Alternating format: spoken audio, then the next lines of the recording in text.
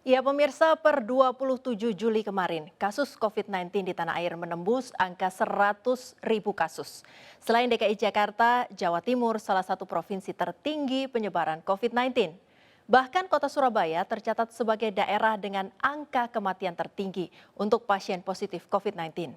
Per 26 Juli 2020 saja, tercatat ada 830 jiwa yang meninggal. Dan rekan kami Rahmat Ilyasan akan melaporkan perkembangan terkini kasus COVID-19 di kota Surabaya. Rahmat, silakan dengan laporan Anda. Baik, selamat pagi Friska. Saat ini saya berada di tengah kota Surabaya, tepatnya di Jalan Raya Darmo, Surabaya. Pasca dilakukan pencabutan PSBB oleh Pemprov Jawa Timur dan juga Wali Kota Surabaya, aktivitas warga kota Surabaya sendiri hampir normal. Setiap hari mereka menuju kantornya masing-masing untuk bekerja dan juga mereka sebagian pergi ke pasar dan juga sebagian pergi ke tempat wisata. Seperti yang ada di belakang saya ini adalah tempat wisata Kebun Bentang Surabaya. Sejak tanggal 27 kemarin ini sudah dibuka. Artinya warga Surabaya hampir mereka seperti normal kembali.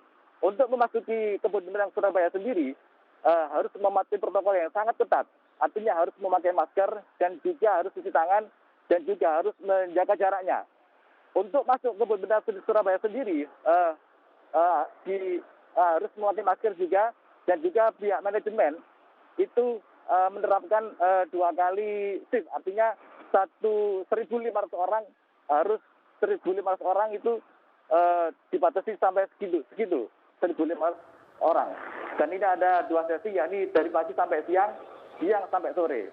Untuk saat ini kasus positif di Jawa Timur merupakan tertinggi di Indonesia.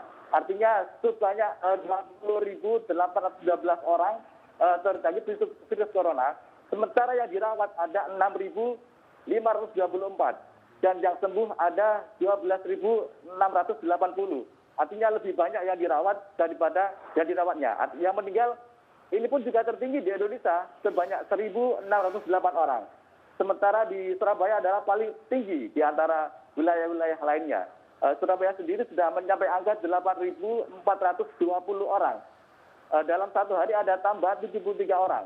Sementara yang sembuh ada 4.798, ada tambahan 65 orang. Dan yang meninggal ada 748 orang, ada tambahan 5 orang tanggal 27 kemarin. Demikian, Friska. Ya, Rahmat, apakah terdeteksi ada klaster baru di Jawa Timur khususnya di Surabaya? Baik, untuk klaster saat ini, menurut data gugus tugas Jawa Timur, klaster yang banyak terjadi positif adalah seperti di perkantoran, seperti di pasar dan juga pabrik. Untuk beberapa minggu yang lalu ada sebuah kantor yang dinyatakan Pemprov Surabaya 54 orang terjangkit virus corona. Namun setelah swab ketiga mereka hasilnya negatif dan bahkan sempat lockdown selama 2 minggu. Namun tanggal 28 Juli ini akan dibuka kembali seperti semula. Demikian, Friska.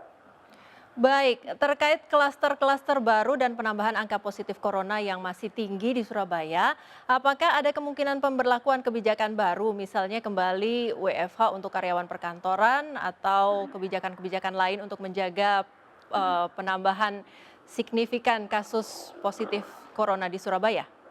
Baik, Friska, untuk menekan angka penyebaran virus corona di Surabaya, Pemkot sendiri sudah melakukan beberapa cara.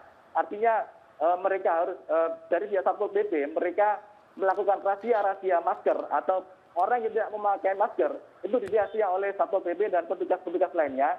Jika tidak memakai masker maka akan dihukum seperti menyapu jalan ataupun push up dan lain sebagainya. Sementara Wali Kota Surabaya sendiri Tri Risma hari ini mereka Tri Risma melakukan sidak ke tempat-tempat keramaian seperti pasar dan juga tempat-tempat keramaian lainnya. Yang tidak memakai masker mereka dimarahi oleh Wali Kota Surabaya. Demikian, Friska. Ya, pemirsa di kota manapun Anda berada dan kemanapun Anda beraktivitas, jangan pernah lengah. Selalu waspada, disiplin menggunakan masker dan jaga kebersihan diri, terutama tangan dan jaga jarak selalu minimal 1 meter supaya terhindar dari penularan virus apapun, terutama corona. Baik, terima kasih rekan Rahmat Ilyasan melaporkan langsung dari Surabaya, Jawa Timur.